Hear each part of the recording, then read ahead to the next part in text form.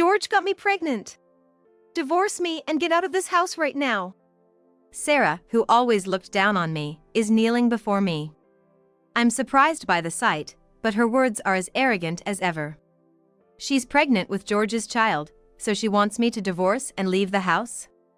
The audacity of my sister to say such things, it almost brings up the old hatred I have for her. But, managing to keep those feelings in check, I agreed to her demand. Fine, here's the divorce paper. I'm only taking our youngest son with me. Saying this, I head to the room where my youngest son is. I don't want to stay in this house a second longer. I find myself walking faster. However, Sarah calls out to me loudly, stopping me in my tracks. What? Take them all with you. I turn to look at Sarah, giving her a puzzled look. Why should I? Just do it, okay? She says with a flattering smile. I've been fooled by that smile so many times before. But not anymore. Looking straight at Sarah, I said. No way, these kids are. To that, Sarah looked utterly shocked. My name is Emily Johnson, I'm 32 years old, and currently a stay-at-home mom. I have a mean older sister, 3 years my senior. Her name is Sarah, and ever since I can remember, I've disliked her. Sarah was born with an illness and was hospitalized for a long time, but she got better after receiving a kidney transplant from our father. However, our parents were always concerned about Sarah's health and spoiled her. Sarah, for some reason, was jealous of me and enjoyed tormenting me out of our parents' sight. You know, your name is so old-fashioned, while mine is cute. Maybe you're just not loved by our parents.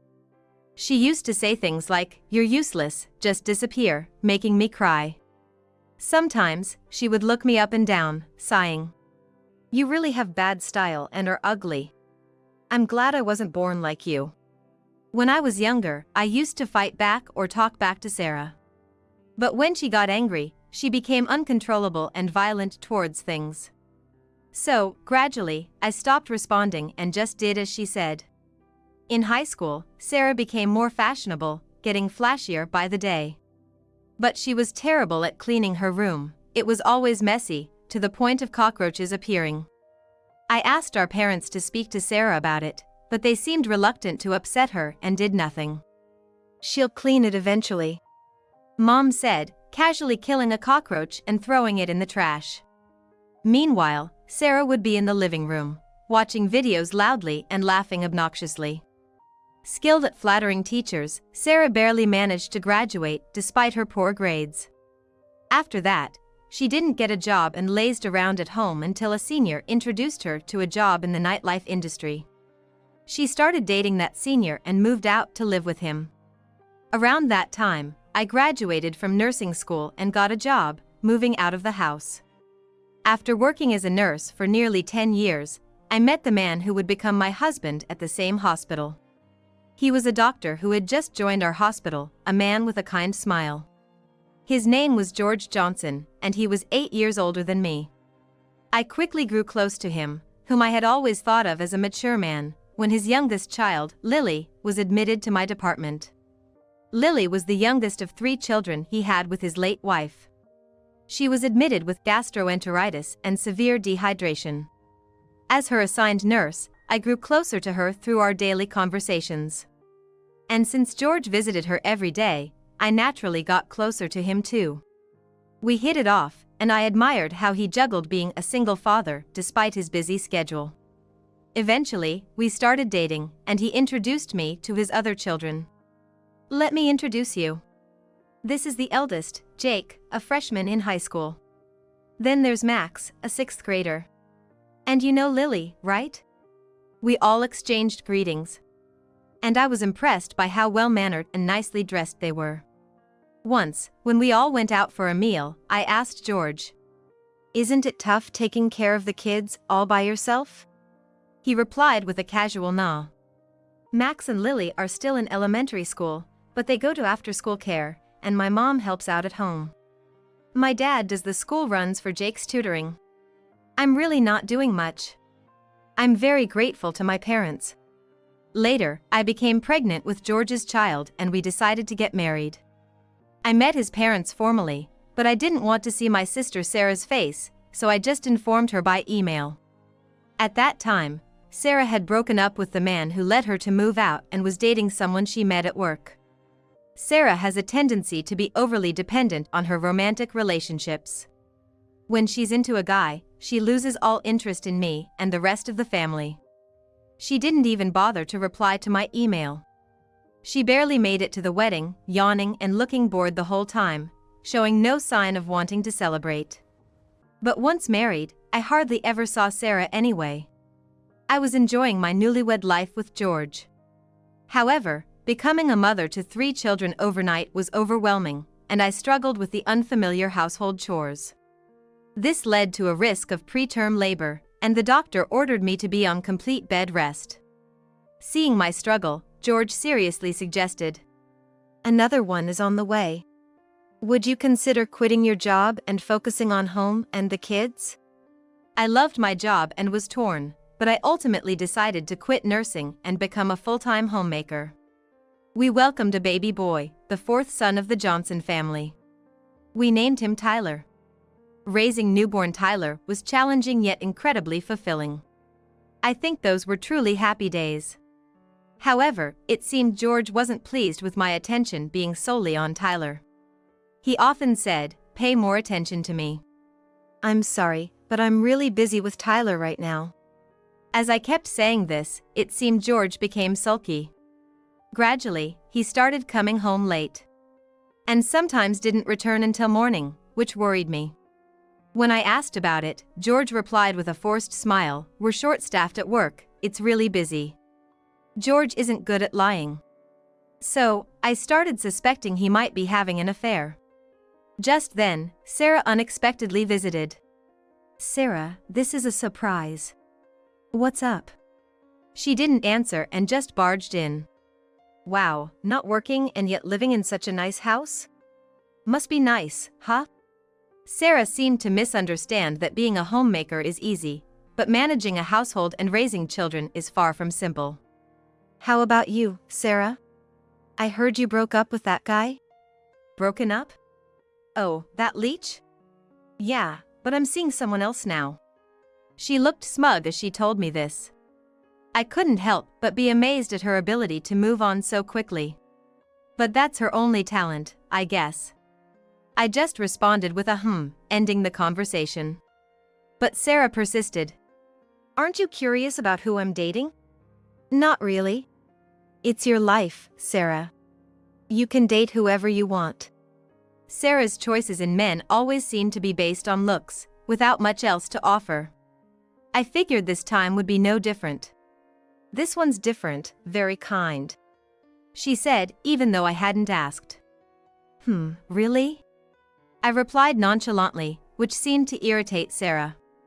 Hey, Emily, are you even listening to me? That's what I'm saying. Whatever type of guy it is, if it's good for you, Sarah, then it's fine. So you'd bless any relationship I'm in? Well, if you're happy, then yeah. When I said that, Sarah looked me straight in the face and said, "Don't forget that, okay?" I was taken aback by her intensity and just nodded in agreement. She smirked. That's right, you always did what I wanted. Well, I'm leaving now. What? You're leaving already? Yeah, I'm done here. Oh, and I'll borrow this bag. Sarah picked up my white designer bag that was in the living room. Borrow it? You never return anything you borrow. As I protested, Sarah started emptying everything from my bag onto the floor, saying, "Don't defy me, Emily, you're just a plain Jane. See you later." And with that, she left. A few days later, George's infidelity came to light. I found a woman's lipstick mark on his shirt, blatantly evidencing a kiss. I thought it was such a cliché way for an affair to be exposed, but I was ready to forgive him if he apologized. However, when I confronted him, George looked somber and said, "I'm sorry. I really regret what I've done to you. I was planning to talk to you about it soon." Talk about what? He just kept repeating, "Sorry, sorry," and then began making a phone call. "Yeah, it's me. Emily found out. Can you come over now? I was in disbelief, watching him invite his mistress over right in front of me. What? You're calling her over now? She's coming here? I was infuriated that he'd do this without my consent. George just kept bowing and repeating, "I'm really sorry, so sorry." Then, less than an hour later, our doorbell rang. I was shocked to see who was on the intercom. Sarah! This can't be true. Why is Sarah here? I was stunned as George opened the door. And there stood Sarah, more serious than I'd ever seen her. Suddenly, right in front of me, she began to apologize. I'm pregnant with George's baby. Divorce him and leave this house right now. Sarah, who always looked down on me, was apologizing right in front of me. I was shocked by the sight, but her words were typical of her, arrogant to the extreme. She's pregnant with George's child. And wants me to divorce and leave the house? How dare you come here and say that? Do you think just showing up and saying this will make it all work out? When I yelled, George also started apologizing along with her. Please! Just as you heard, do it for us, Emily. I can't believe it. Why of all people, Sarah? As I said this, George looked down and began to explain. Actually, I bumped into Sarah on my way back from work one day. She was on her way to her job and invited me for a drink. I had just gone through a breakup at that time, and George was so kind and comforting. That's how I started falling for him. Despite being in my presence, Sarah talked as if she was gushing over a new love, which disgusted me. That's when, Dad? I heard Lily's voice and turned around to see all 3 kids gathered around us. Tyler was 2 years old and sleeping in the bedroom. I realized I couldn't let the children witness any more of this drama and decided. All right, fine. Here's the divorce papers. I'm only taking Tyler with me. Saying that, I headed to Tyler's room. In fact, since I started suspecting George of infidelity, I had already gotten the divorce papers from the office and signed them myself. I never thought I'd need to use them so soon. But I had no regrets. I didn't want to stay in this house a second longer, my steps quickened naturally. But then Sarah called out to me loudly. What? Take them all with you. I turned back to look at her with a puzzled expression. Why? Just because. It's fine, isn't it? She said with a flattering smile. I had been fooled by that smile so many times. But not anymore. Impossible, these kids. What? I looked straight at Sarah and said. Because these kids are just like you, Sarah. What? Sarah let out a dumbfounded sound. How? How are they like me? Their faces are completely different. It's not about the faces. It's their personalities. They're similar to you, so they'll probably get along fine. By then. As I was about to leave, Sarah tried to stop me. Wait, are you seriously going to leave them? Didn't you say you wished me happiness? George stepped in to calm her down. Let it be, Sarah. After all, the 3 kids are mine, and they're not blood related to Emily. It's only right that we take them. Hearing George say that, Sarah's face contorted. But, don't worry, they're all great kids. They'll get along fine with Sarah. George said, smiling. I thought to myself, he has no idea. After that, the divorce with George was settled smoothly. All 3 kids went to live with George, and Sarah suddenly became the mother of 3. I left with only Tyler, deciding to return to my nursing career. It was hard to leave 2-year-old Tyler, but I had no choice. I enrolled him in daycare. Of course, I worked at a different hospital than George. I was busy but living a happy life. About 3 months later, George showed up at the apartment where Tyler and I lived. When I opened the door, there was George, looking completely worn out. Emily. Oh, what have I done? I really regret everything. Seeing George so flustered like I'd never seen before, I urged him to come inside. After I made some tea, George started crying as soon as he took a sip. What's wrong? Did something happen? As I asked, George wiped his tears with his sleeve and said, "No, I'm sorry. It's been so long since someone made tea for me. Sarah, she can't cook at all, and she doesn't even clean up." He sighed as he said this. I thought to myself, that sounds about right. Sarah never helped with any chores when we were at our parents' house. She never cleaned her room.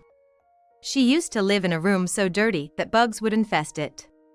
So, Sarah doesn't do any housework even after marrying you? When I asked, George nodded. Yeah, maybe it's because she's pregnant, but even after the morning sickness ended, she just lies around the house all day and doesn't do any housework. Meanwhile, the house has turned into a mess, bugs everywhere, cockroaches breeding, it's a disaster. I wasn't surprised. And it wasn't just Sarah's fault. George seemed unaware, but all three of his children were also terrible at tidying up. Especially the second son, Max, was worse than Sarah, a genius at making a mess.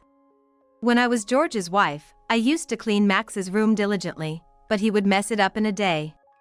I was amazed at how quickly he could scatter things around, cleaning up his snack wrappers. The house is getting more and more neglected, and Sarah doesn't cook at all. George continued, exhausted. Breakfast is just some pastry, dinner is store-bought side dishes. That lifestyle doesn't suit me. I've always been used to homemade meals, and I can't take it anymore. I can imagine, I said to George, feeling exasperated. He didn't realize how privileged he had been. He said quietly, I mistakenly thought all women were good at housework and childcare. That's a stereotype. George nodded, looking dejected. Then the doorbell rang, and when I opened the door, there was Sarah. Well. With a large belly, likely close to giving birth, Sarah looked timid. But as soon as she saw men's shoes in the entryway, she became furious. Wait, is George here? Sarah stormed into the room, looking furious. George, seeing Sarah, was startled and hid in a corner of the room. Why are you at Emily's house? Is this an affair? I calmed down the angry Sarah. Of course not. George just showed up unexpectedly a while ago. So, what brings you here, Sarah? I asked, and Sarah turned to look at me. Since George is here, it's perfect. I came to ask Emily for a favor. The word favor gave me a bad feeling. Listen, Emily, can you please take the kids? I feel like I'm going to have a nervous breakdown if things continue this way. Sarah looked exhausted, dark circles under her eyes. She always cared about her appearance, but now she seemed too stressed to bother with makeup or her hair. Hearing Sarah's words, George looked shocked. But she didn't notice and pressed on. I had no idea those kids would be so unruly. I just can't live with them anymore. It's like living in hell. What are you saying? Those kids are great. To criticize them like this is crazy. George argued back, but Sarah just shook her head silently. You have no idea what kind of people they are, she said in a low, suppressed voice. That's when I chimed in. That's what I said, didn't I? They're just like you, Sarah. At my words, Sarah glared at me fiercely. How are they like me? Those kids, I mean. Sarah started to explain. Initially, when she was introduced to the kids, she thought they were nice and that she could get along with them. However, they only acted well in front of George and showed their true colors when he was gone. The eldest son, now a high school sophomore, never greeted Sarah and always watched videos.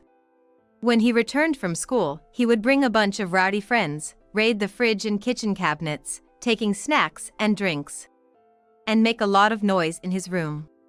It was hell when I had severe morning sickness. They finally left, but then he would watch videos at a high volume in the living room and laugh loudly. The worst part was, I couldn't say anything because when I did, he would glare at me so menacingly I was afraid of what he might do. That's exactly what you used to do at home, Sarah. I told her, and although she glared at me, I could tell she knew it was true. You always watched videos at a high volume in the living room, ignoring everyone else. And if anyone said anything, you would throw things. Our family always had to endure it, remember? As I said this, Sarah was speechless but then started to speak again. That's not all.